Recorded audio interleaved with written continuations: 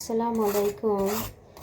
তো আমার পাশের এক ভাবি চিচিঙ্গাগুলো দিয়ে গেল। ভাবি নাকি বাবার বাড়ি থেকে নিয়ে আসছে। ভাবির বাড়িতে নাকি সবজি করে অনেক।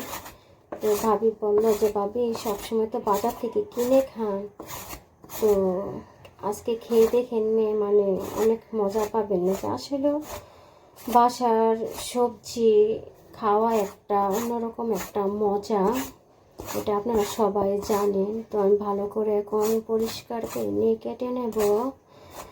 আমি আজকে মাছ দিয়ে রান্না করব চিচিঙ্গাগুলো।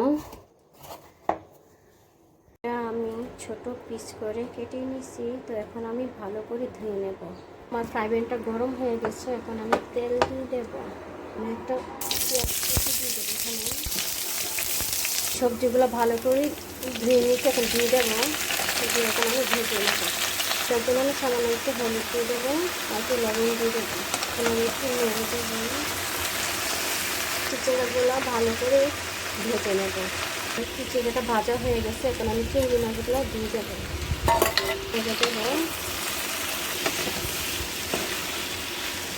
এখন আমি 1 চামচ জিরা বাটা, 1 চামচ রসুন বাটা, 1 চামচ পেঁয়াজ বাটা, 1/2 চা চামচ মরিচের গুঁড়ো, 1/2 চা চামচ ধনের গুঁড়া, 1 চামচ হলুদের গুঁড়ো, পরিমাণ মতন লবণ, অল্প একটু পানি দিয়ে ভালো করে কষায় নেব। ঢাকনা দিয়ে ঢেকে দেব। এখন আমি দেখবো আমার তরকারিটা ভালো মতো কষানো হয়েছে কিনা। তো আমার তরকারিটা কষানো হয়ে গেছে, এখন আমি পানি দিয়ে দেবো। আমি এখন পানি দিয়ে দেবো আর কিছু কাঁচামরিচ দিয়ে দেবো। মতো একটু নেড়ে দেবো। আমি এখন আবারও ঢেকে দেবো 5 মিনিটের মতো। 5 মিনিট হয়ে গেছে, এখন আমি দেখবো আমার তরকারিটা কেমন হয়েছে। তো আমার তরকারিটা মোটামুটি প্রায় হয়ে আসছে। তো আমি একটু লবণ একটু দেখে নেব, আমার লবণ ঠিক আছে কিনা আমি দেখবো। তো আমার একটু লবণ লাগবে, এখন আমি লবণকে দিয়ে দেবো। আমি একটু নেড়ে দেবো। তো আমি একটু ধনে পাতা দিয়ে দেবো।